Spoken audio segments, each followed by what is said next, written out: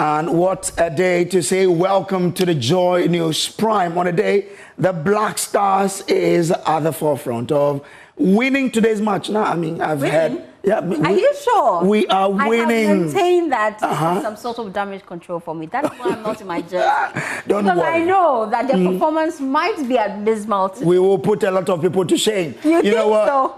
Welcome to the news here. We're coming to you live from our studios here in Kokomlemle. We're live on DSTV channel 421 and Go TV channel 125. Around the world on myjoyonline.com.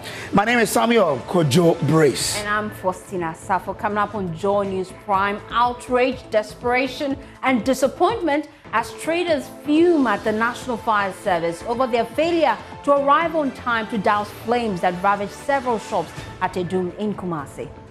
First of all, my best. I look up to everyone. I'm going to be Juma. Fire service, I told you, so I'm coming to war. Headquarters, I told you. We'll hear from the new fire chief, who also says that efforts will be made to avert a recurrence. Structure is seriously weak, and we would advise people shouldn't go near to the structure. It could collapse anytime. We'll still be in Kumasi, where President John Dramani Mahama has directed NADMO to assist traders who have been affected by the inferno. And the IGP, has also been talking about Galamsey. He says the police have a renewed strength to combat the menace, charging all newly appointed regional commanders to take action. This lawlessness must not be allowed to continue. We are declaring war on crimes related to illegal mining, and I expect every regional commander to take decisive action. We have more as government repatriates 107 foreigners arrested in Galamsey pits. We have returned well over 107 citizens of other countries that were found in fraud and in Galamsey activities. We have details plus the Interior Minister's promise to punish all excesses related to security operatives' search of former government appointees' homes. And in our Ghana Month series today, we uncover a fascinating piece of history from Akwamu in the Eastern region, a story that links two of Ghana's former presidents. Akufo-Addo is a royal in the house. Rollins' mother is from the very house. What? Yes. We are your home of independent, fearless, and credible journalism. Thanks for choosing us. Please stay.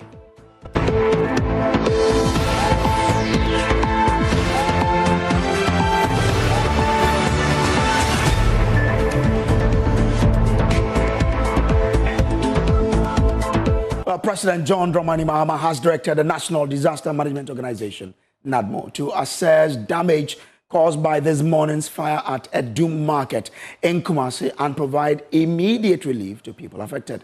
About 3-story buildings housing several shops were burnt down in a fire outbreak before firefighters managed to contain the blaze.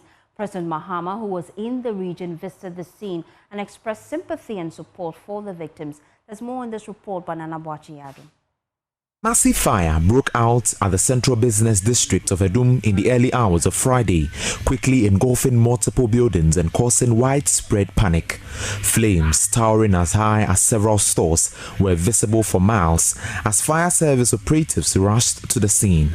Loud explosion erupted with several structures on fire. Firefighters battled the blaze, which spread rapidly. President John Mahama visited the scene hours after the outbreak. He has directed NADMO to assist the traders affected by the outbreak. Fire service for us. I came to the Ashanti region for the Tree for Life initiative, and the regional minister informed me of what had happened. This is sad and unfortunate because if you see the shops that have been engulfed, it's devastating.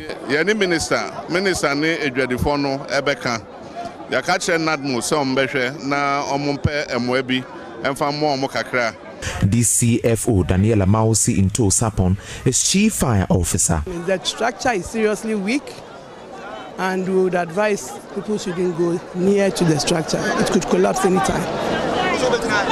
As I said, it's very unfortunate, but then we will now strategize in so many ways how we are going to manage these issues, and then it will curtail these things from happening. After President John Dramani Mahama's visit to the KGTR market, traders are expecting government swift intervention. So that's a first time to do that in Swassa. I don't know. Great man for a man for the Abronsan, 3. First of all, my best. I look up to one. I'm with me. Service, I told you, a so our community war, headquarters, I told you, I will go. A so our community. I'm going to say, I don't know. What I say? A still a so sick. And more security, Papa 55 million. Hey, helicopter, Mamma of him, helicopter. For Joy News, Nana Boachi Dankwe Adum, Kumasi. Well, let me take you live to the Ashanti region and speak to my colleague there, Nana Boachi Adum. He has been monitoring the proceedings for us since morning and joins us with the latest from there. Nana, what more do we know as of now in terms of this fire? Members from the minority caucus in Parliament this evening have visited the affected traders. They went to the affected area, that's the CBD, Adum to be specific, to also see for themselves what had happened or what led to the fire outbreak.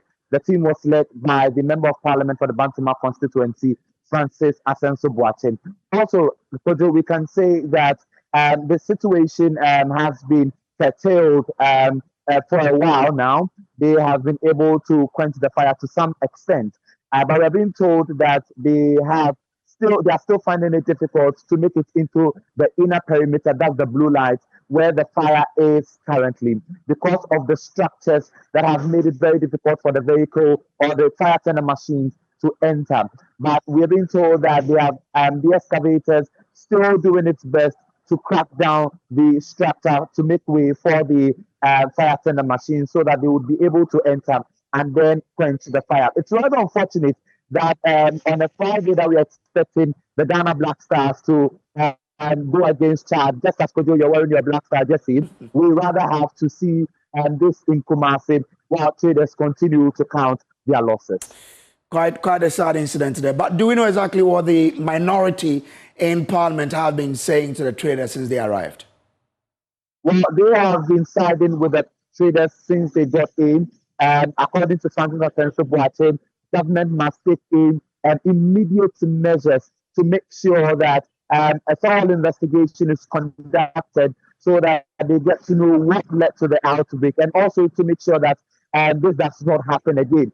He has also touched on the president's call for NAGMO to aid these traders who have been affected by the fire outbreak. According to him, the caucus, that's the minority caucus, stands by the president's comments, and he is entreating government and NAGMO alongside the chief of staff to make sure that any help that they have for these traders whatsoever is brought in immediately so that they can continue to also go in their daily activities. Kojo. Okay. And I'm grateful to you for joining us with the latest in that particular development. Well, in a related development, member of the Ghana National Fire Service Communications Team, ADO1 Alex Kimnate, says the service lacks adequate equipment to effectively fight fires across the country. He spoke earlier on Newstex.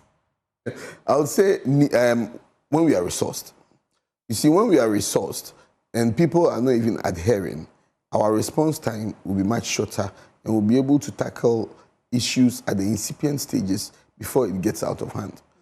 It's very unfortunate to note that a lot of stations do not even have pickups for fire education. When it comes to education to go to areas, maybe someone within the safety team will say, okay, we can go with my car. Then they will do susu, buy fuel in the person's car and go and do education. As if it's a person's private job, but it's for the betterment of people.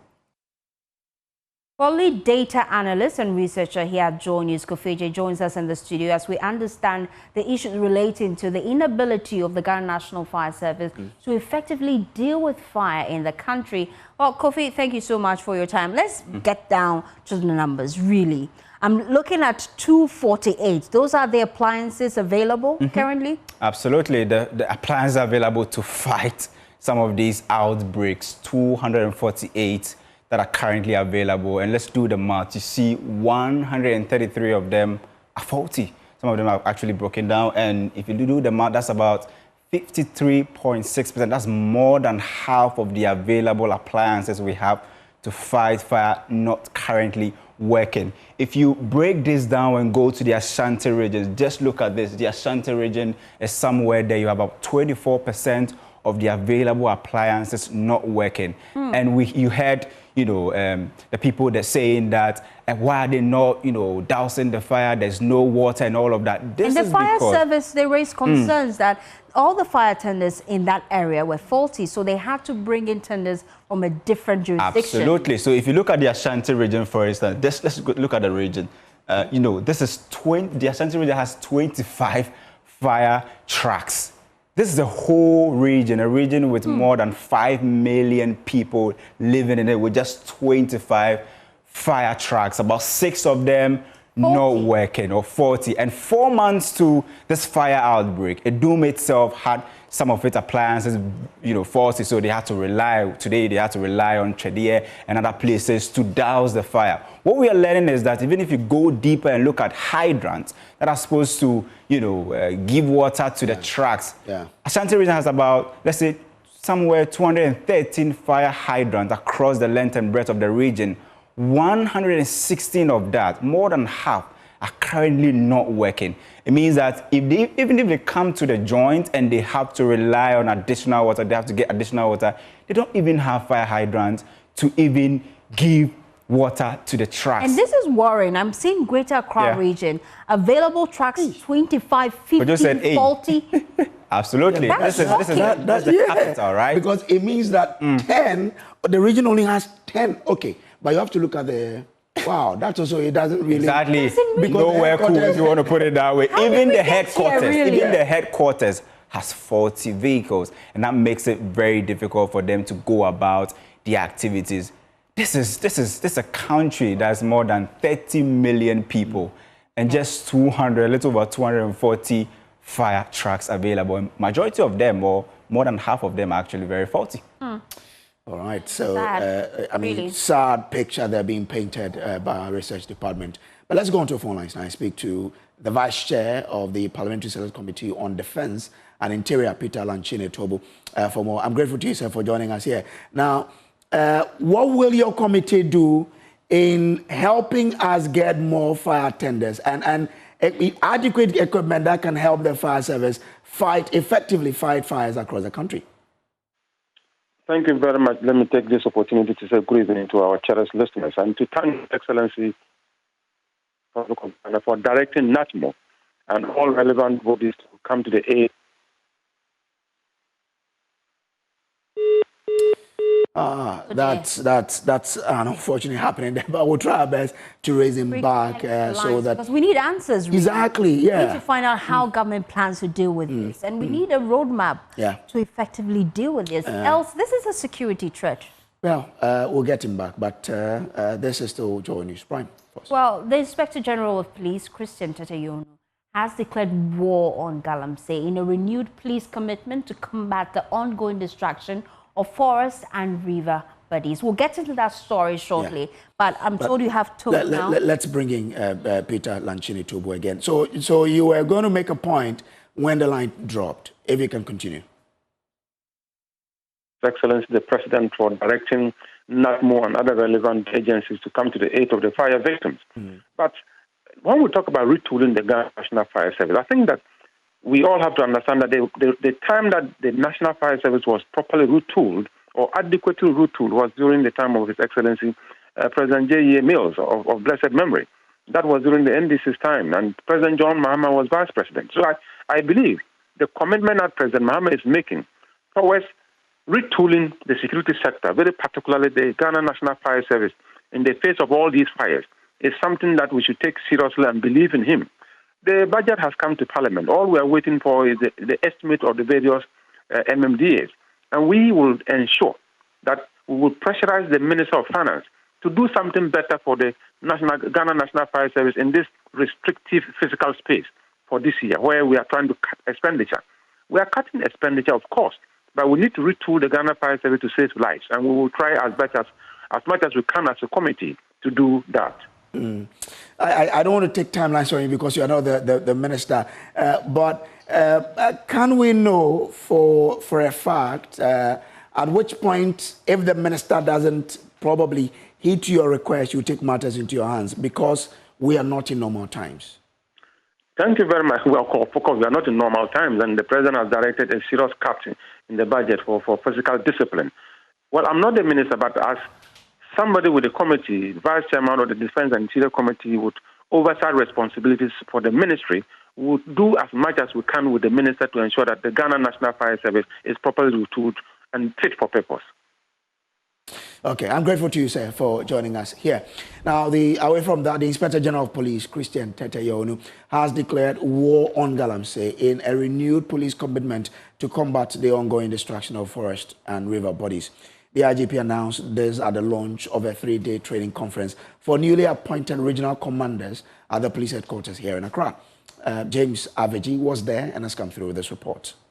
Less than 24 hours after the new IGP, Christian Teteyonu, declared that the Ghana Police Service will resume interaction with the general public, the Ghana Police Service have assembled all regional commanders here at the police headquarters to begin a 3-day training conference on how they can sharpen their skills to better interact with the public as well as the media. The Director General in charge of police administration first urged his commanders to work hard to earn back the trust of the public in this new police era. When citizens trust the police, they share information. When they feel respected, they cooperate. When they believe we are here to serve them, they support us. The trust cannot be demanded. It must be earned through transparency, through professionalism, and through fairness and equity. Speaking to some major issues confronting the country, especially Galamsey activities, the IGP has declared war on all Galamsey activities, urging his commanders to take action. This lawlessness must not be allowed to continue. We are declaring war on crimes related to illegal mining, and I expect every regional commander to take decisive action to bring perpetrators to justice. The Interior Minister Muntaka Mubarak has also been revealing that at least 107 foreigners who have been arrested in connection to Galamsey or fraud have been repatriated to their country of origin, indicating that more of such persons would be sent back, including some policy directives he's been giving to the police on how to tackle the Galamsey situation. Since I became the Minister of Interior, we have returned well over 107 citizens of other countries that were found in fraud and in Galamsey activities. I want to reiterate to the regional police commanders in particular that any foreigner that we find in our forest, immediately call your colleague from the immigration for them to pick them, because we have decided that any foreigner that we find in our forest or involved in any fraud, our first option is to repatriate them back into their country. And we will not compromise on this. The new police administration is promising to work hard to clamp down on criminal activities in the country, also with a promise to all police that all pending issues, including promotional challenges, will be resolved immediately the police council is formed. From the police headquarters here in Accra, my name is James Aveji for Joy News. Well, let me bring in now Kenneth Ashibe. He's convener for the Media Coalition Against Illegal Mining. Thank you so much for your time here on Joy News Prime. I just want to get your thoughts, really, this new approach to dealing with illegal mining. Government has brought a new directive. They want to deport all foreigners involved in illegal mining. What's your thoughts on that?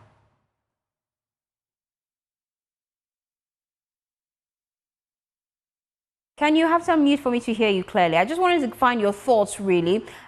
We've seen cases where foreigners involved in illegal mining seem to go scot-free, but deporting them, really, is that enough punishment? Well, thank you very much. Well, before I come to your question, I think that as a coalition and as people who have been advocating for solutions to this problem. We need to comment that the government seems to be doing a lot of the right things. And if you hear the IGP talk about the declaration of war on Galamsey, that is the way to go. You hear the Minister of Interior also talk about the fact that they will be using the chassis numbers to be able to get those who are behind the importation and the rental of this. That is also the way to go. We've had the president also talk about the fact that if you are a part of his government, you wanted to go into mining, you need to resign before. All of that are the right things to do. But unfortunately, what the Minister of Interior says about how they would deal with foreigners involved in Galamsey, it's the law itself, the Minerals and Mining Act that amended in 2019, and then also the practice. We know of the case of Aisha Wang. Aisha Wang was supposed to have been deported. Aisha Wang then found his way in. If they deport these foreigners, a lot of them the Chinese and all of that, they would come back again and come and continue the illegality. Point noted, though, but I have to come in at this point. Now, we've been hearing from the new IGP, and he has personally declared war on illegal mining. But this is not the first time we're hearing from a person of authority declare war on the menace. We had a previous president that put his presidency on the line. Does this renewed hope give you some sense of hope in it? Well, that's what I was saying. That's what I started by, saying that definitely a few of the right things are being done. The declaration of war, it's in the right place. Because what we are talking about, where you have, 9 of your forest reserves having been taken over by armed militias, most of whom are foreigners, the government tells us that 7 of them have been eradicated. But 2, even if you still have 2 of your territories under siege, and you have these people causing the damage they are causing, that they have declared war on you. And so definitely we are at war, and it is something we have been saying long ago. The reason why we've been calling for a state of emergency since August, and we still think that in the forest reserves and on our water bodies, that's something to do. So we are encouraged by what is being said, but we would need a lot of action to really back that, and we are beginning to see some of the actions which are good enough. But we need to see, for example, the issues of the specialized court, so that instead of deporting these foreigners, you set up a 24-hour court and make sure that you take them into court. Also, the issues around the LI that is being amended, it's also bogus. That has to be changed. That LI has to be repealed or revoked completely. And, so yes, there's some positive things being done, but this is not the time for us as Ghanaians to relax. This is the time to act as the monitoring and evaluating arm and then make sure that the right things that are being done are actually done. And those wrong things that they're doing as well, we sent a petition to the Subsidiary Legislation Committee on this LI, and all of that has to be done. Thank you so much, Kenneth Ashiwe. Well, away from that, the Health Facilities Regulatory Agency has today visited the Tafo Government Hospital to assess conditions firsthand. This follows Joy News' latest feature, Sick Hospitals, which exposed alarming conditions at the facility. We'll be speaking shortly with HEFRA PRO Christabel Nuhunu shortly on what actually prompted their visit and the way forward. But first, here are excerpts of that feature, Sick Hospitals, by my colleague Nanabuachi Adum. The corridors of the Tafo Government Hospital in the old Tafo municipality are narrow and crowded, with patients, relatives and medical staff jostling for space. As you step into the hospital, the sounds of desperation fill the air. Patients struggling for space, some on makeshift beds, others forced to sit or stand, waiting for attention from the overworked medical staff. The hospital's congestion is not a new phenomenon, but it has worsened in recent years. The patient population has grown exponentially, while the hospital's infrastructure has remained stagnant. Medical Superintendent Dr. Eric Kwamedetu bemoans the infrastructural deficit of the hospital. Tafo Government Hospital is very old. Infrastructurally, if you ask me personally, I will not call it a hospital. We need to do something about the infrastructure. It is the old structures that we are still having. According to Dr. Kwame Detu, the congestion of the hospital forces them not to admit some patients. It's very serious. We have only 18 beds that is available for pregnant women and people who need space when it comes to maternal issues. So sometimes you need to turn some of the people away because you can't admit all of them. Well, let's bring in PRO for Hefra, Christabel Aram Noho, for more on this. So, Christabel, thank you for joining us here. You have been there. What's your findings in terms of what you found there and what you think needs to be done to change things? Christabel, kindly unmute so we can follow what you're telling us. And so unmute and tell us what your findings were when you visited the facility. Okay, so we'll bring that particular interaction to you later. But the Ghana Water Company Limited is warning that increasing encroachment and pollution of the Densu River is putting the Wager Dam at risk. Collins Frimpong has been there and has more in the following report. The Ghana Water Limited is raising concerns over increasing human activities threatening the Densu River, which supplies water to the Wager Dam. Activities like sand winning and poor farming practices are polluting the river and putting water supply at risk. We hear of illegal mining, Galamsey, almost daily in Ghana, and so one is tempted to think that that is about the only challenge plaguing our water bodies.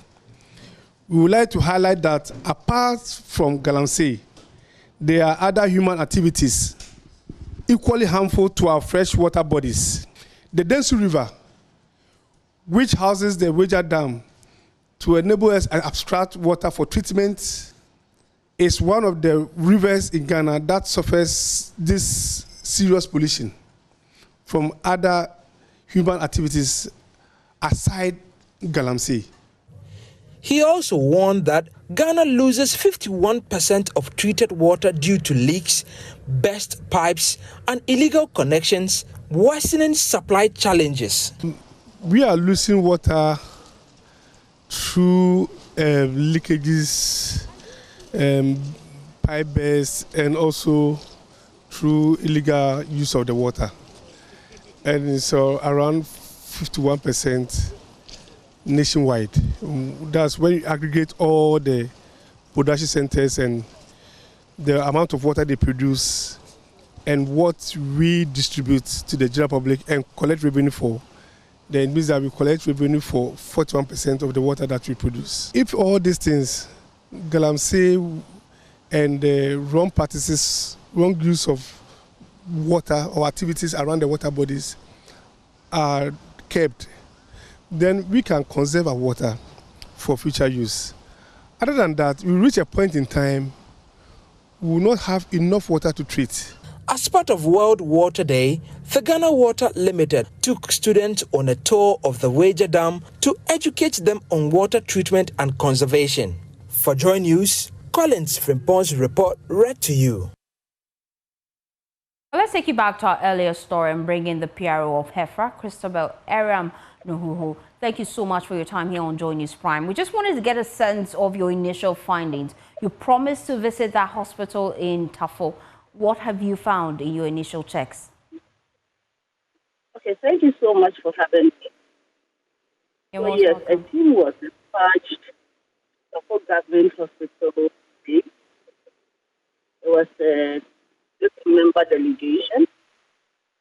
I think they finished their assessment around 5. They've done their report. Their reports are yet to be received. So as and when it's ready, promise to share that report.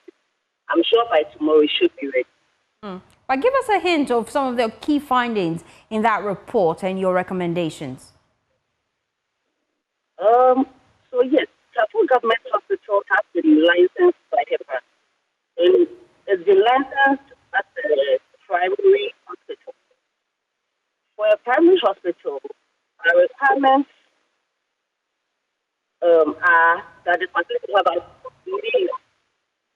40 beds, 3 doctors, and then 6 midwives. But then, based on our assessment, even before and now, Tafo has 60 beds, 31 doctors, and 84 midwives. So, I don't want to preempt the report, but let's finish with the report, and then, based on what our assessors tell us, we'll get back to you. But the initial findings, I don't want to conclude. I don't want to say it's bad. But it is bad. But then we can it is bad, isn't it? I don't want to go ahead of the report. Okay, thank you so much, Christabel Aram, joining us here on Joy News Prime. Well, if you're watching our game, it appears that Ghana is doing well. We've scored the second goal. So we've scored 2 goals in this particular. We're playing against Chad. Inaki Williams scored, I think, so you know what? I wish our camera could pan me to the screen. Now, are you trying to say that no, my prediction is wrong? That Inaki Williams promised ahead of this game. The Joy News, we posted that video. He said, Michiamo, Afi, Messi go. Messi go. And today, indeed, he has scored that goal. Wow. It's a time I bring back my jersey from So you know what? We'll take a break. When we take a break, we'll try and see if we can get your jersey. So stay with us. I have to wait. In the next 30 minutes, something may go wrong. So I'll wait till the end of Nothing will go wrong. We're winning. We'll take a break. We'll be back with more, please.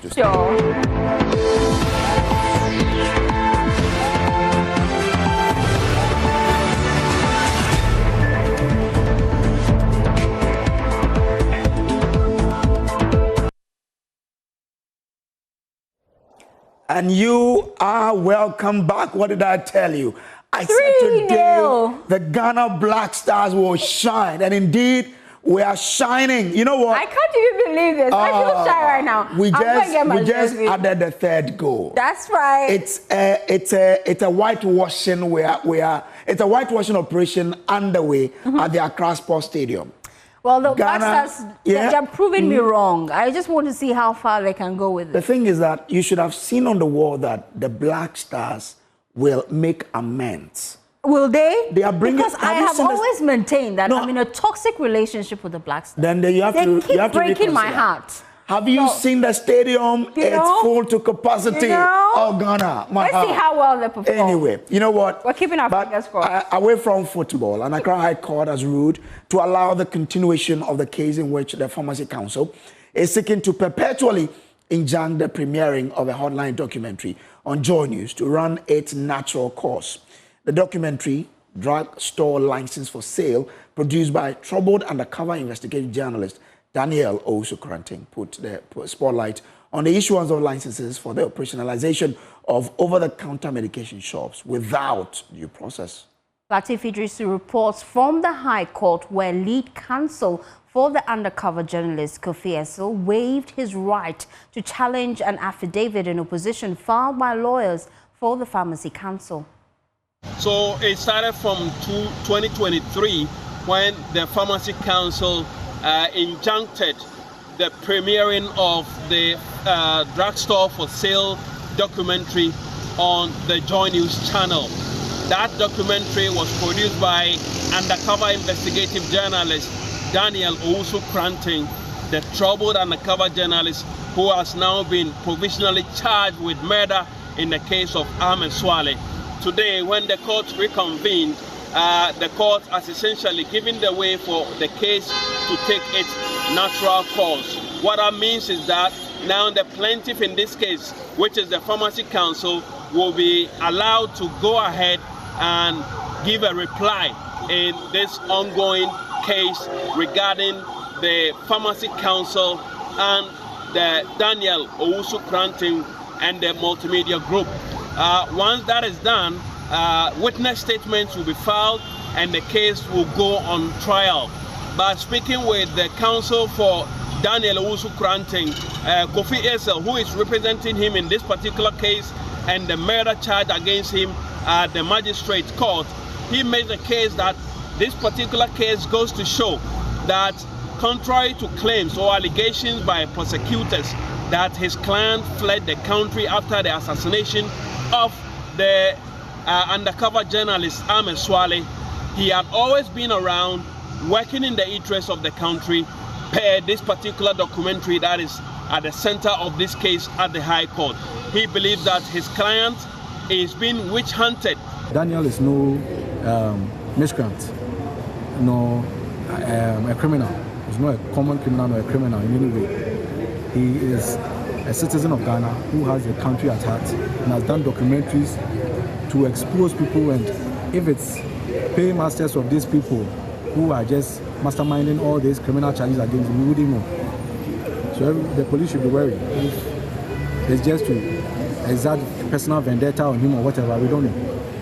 So we just want the state institutions to work. Just as Pharmacy Council has injuncted us, and just as the police is also witch hunting him, we would want to say on record that this should be based on the justice system and not just any whimsical decisions of state institutions. Anyway, thank you. The case is back here in a couple of weeks after the plaintiff has filed his reply in this particular matter here at the High Court. From the High Court complex, Latif Idris reporting for Joy News. Time now to take you to the streets of Nima, where poor sanitation remains a major concern for residents. They want government to implement effective measures to improve sanitation in the area. Residents share their concerns with Esther Nkrumah in this report. Nima is one of Accra's most vibrant but yet challenged communities, known for its bustling streets, small businesses and community sense. It is also home to many young people striving to make a better future for themselves and their community.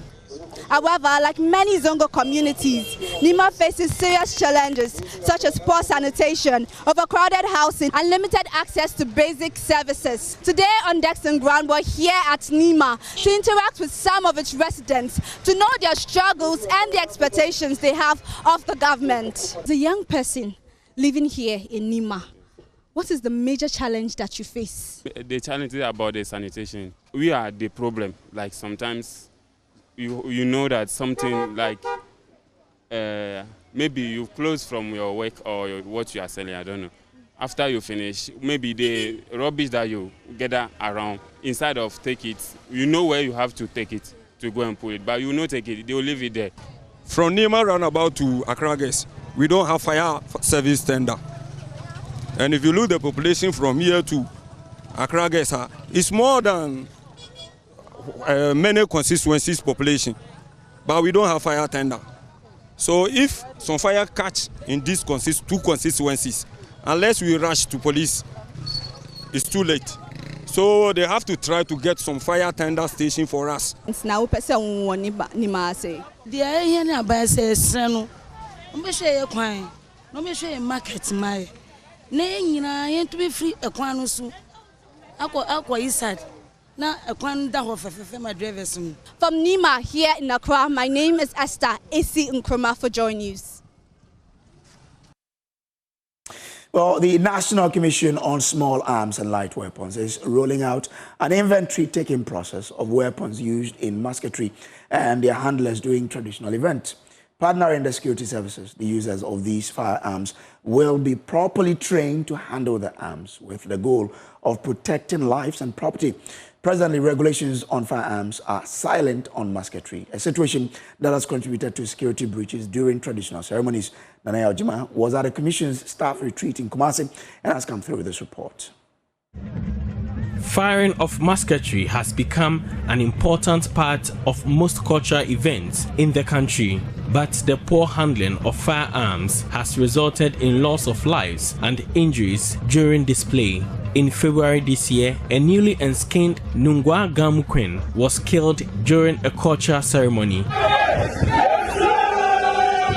Journalist Kofi Adum got injured in the eye after charged gunpowder was shot into his eyes. Acting Executive Secretary of the National Commission on Small Arms and Light Weapons, Dr. Adum Bona, is worried about the fatalities suffered during firing of musketry. One of your colleagues in the media, is it Kofi Adum also? Someone who is not trained fires a weapon, a musketry, and he has gunpowder, charged gunpowder. Charged gunpowder is different from gunpowder. That goes into his eyes and he has challenges.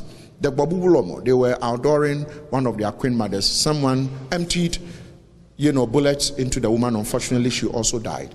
It means that people are breaking, doing things that must not be done. In the past, musketries were fired and people were not injured. But today, they are firing pump-action guns with lethal pellets.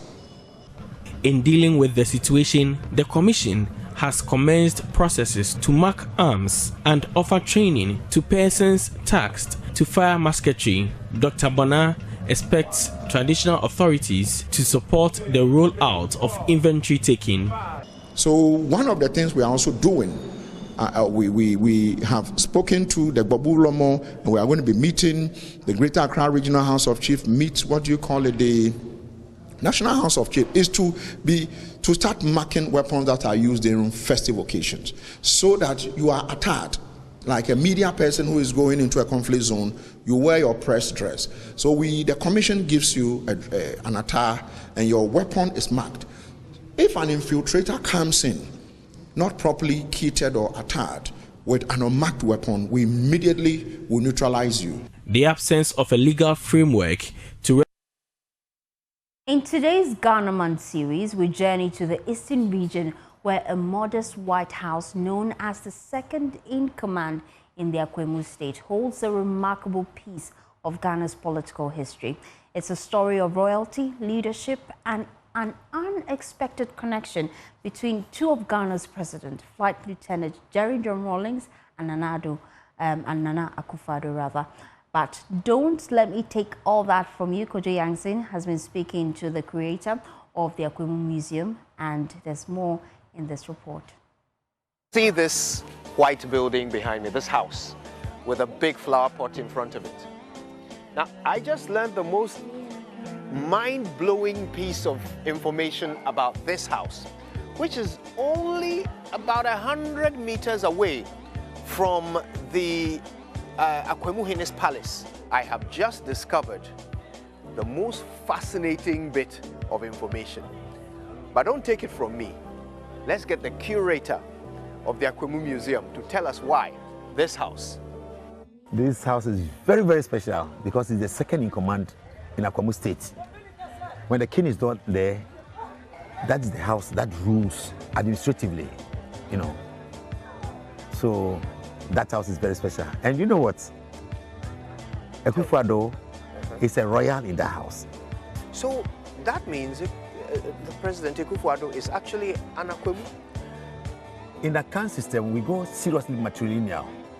So Akufo-Addo, by all intents and purposes, is an Akwemu, a typical Akwemu. So his mother is from this house? Yes. The grandmother migrated from here to marry in Achem. So to Achem, he's a grandson to the stool. But here, he's a royal. Okay, well, while I'm trying to get my head around that interesting piece of information, it turns out he's not the only person who has led this country who came from this house. Oh, you want to know? Yes. Rawlings' mother is from the very house. What? Yes.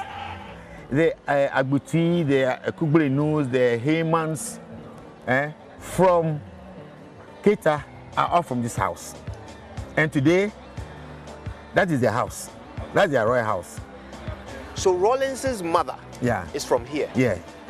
Akufo-Addo's grandmother is from here. That kind of makes Akufo-Addo Rawlings' nephew. Yes. This house ought to be surrounded by tourists by now.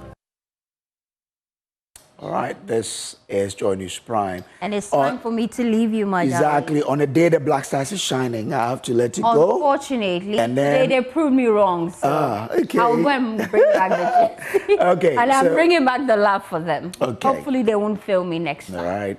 Becky Bex is up with me for Showbiz. Stay on. All right, welcome back. Let's do showbiz. And Becky Bex is here. Becky, you know, in the university here... I promise this. Oh, no, take Becky's right here. All right. Okay, so... Ghana Bay. Wait, I was supposed to sing for the Black Stars. Okay, sing. Okay. I was supposed to sing when they give us the fourth goal. But I mean, before we come back to the song, the beautiful song that I'm about to sing for the Black Stars, let's talk about Kwampa, because Ghanaian traditional.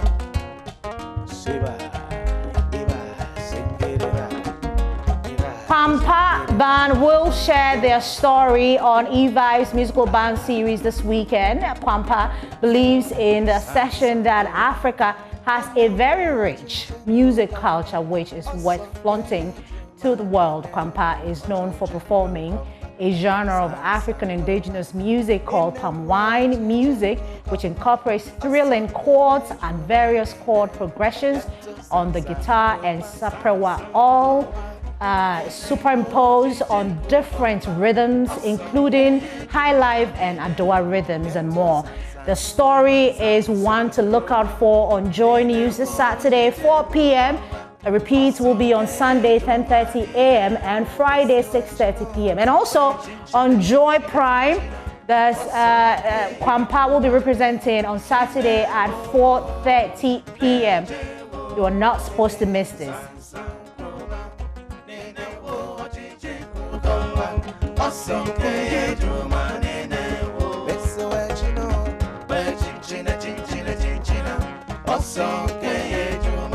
So, Grace, please look out for Kwampa this weekend on the E-Vibes show. What you doing? Let's talk about music collaborations. Don't you love Kwampa? I do. I love them. And that's the reason why you should join us this weekend for the story, for beautiful. I did a little piece there. I think that I'm becoming a musician.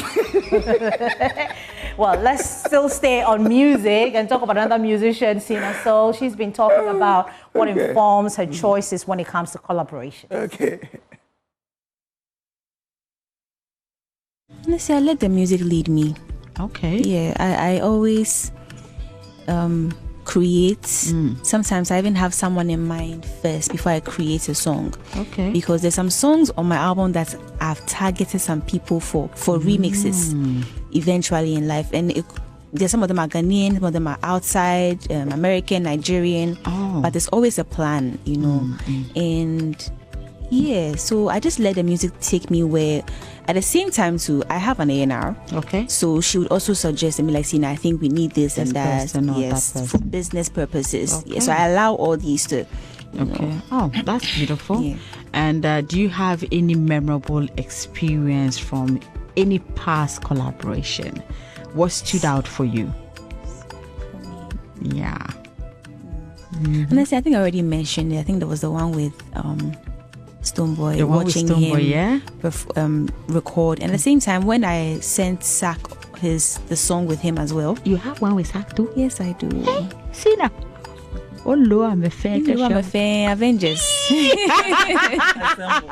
Wow. It's a blessing, you know. Yeah. It's a blessing to actually have these people on my album. It's So Stoneboy, Sack, Kenneth, Olive the Boy, Mr. Drew, Sefa, TT, LST. Ooh. Wow. It's beautiful. It's beautiful. So right there, Brace. Yeah. It looks like the whole of Africa will be converging in Ghana tomorrow. I think so. It looks like it. I think so. I mean, and what a way Ghana is welcoming them. The Black Stars. The Black Stars. We're preparing the grounds for them. For a very beautiful event tomorrow. Well, you're not. Well, I won't talk. I'm going to say something. Okay. This event has really shown who are the celebrities in Ghana. Praise the Lord. Because it's only the celebrities who are being invited to this event. And that's why, my dear sister, I am happy for you to be counted among the living celebrities. Praise the Lord. Praise the Lord. Praise the Lord. It means all along I'm nowhere close to celebrity status, but you are. So I got the invite. Yes. That's what Brace is talking about. So let's show it. But let's talk about the people that are coming for the event. Yeah. And why they're coming. So if you're looking at that, so Mr. Richard is the reason why. Yeah, so this is Richard Nima. He's a CEO and chairman of Bill's Microcredit. That's him there. So he's celebrating his 40th birthday. Yeah. And so all these beautiful people. I mean, I can see Ini Edo here. Ini Edo. These are the people that we can confidently confirm that they're coming. They're in town, and they will be there. Our very own Ifia will be performing. Sarkodie Kidi. Oh, I saw Platinums. Diamond Platinum also arrived. Yeah. He actually came in the private jet that was recently acquired by Mr. Richard. And Jamaica will be here. Well, he's already here. Ramsey Noah. RMD. And then RMD. Toke will be here. Rita Dominic will be there. Shafi Bello, she's an actress. They'll all be here. So, you know what? That's the party for tomorrow. Well, we're grateful that they invited. They invited me. So yeah, to represent Joy News, and I'm so glad. But the thing is that your glory rubs on me. Praise the Lord. Because you are my friend. Anointing. Amen. Let me tap it. Let me tap it. So just help me open it. So here it is. You know, very, very important. That's the package. So look. There's actually like a bigger package, but this is what I received, and I'm grateful. Still grateful. So this is it. Yeah. Open it, Charlie. Sikadia, yo, you need to get money. Grace, relax for us. Oh, no, I mean. So the Black Star song, no, are we going to sing it? Actually, are we going to sing the song? We're going to sing it. Yeah, so you have this, and then this is what will actually allow you in, the gold card. Okay. If you don't have this, you're not going in. This is the gold card. If you don't have this, you're not going in. And this is just, something. Let me just gift you this one, Grace. You're gifting it to me. Yeah, you can have this one. Okay, what is that? Oh, I don't know, but you can figure it out. And this, beautiful stuff here. Be sure that I will bring you all the details from the party, all the concert from the party. Well, I'll bring it all to you. It's a party of the women. It's a party, and it's strictly by invitation. So if you're not invited, please don't come. Brace. So I can't even go in your bag. Please, it's just me. Thank you very much. Okay. So thank you to the team. We're grateful about the song. We're going to do the national anthem because Black Stars, they've made us proud. Okay. They won, right? No, it's the first half. Is that the first half? We're waiting for the second half. Okay, we can add more goals. We can add more goals. We could. We will add more goals. Okay. Yeah, So we're doing not less than 5. Okay, the national anthem or the national pledge, whatever we want. God bless our homeland, Ghana. And make our nation great and strong. Please log on to myjoyonline.com. That's where you find all the news. And also, we have business coming through. Okay, this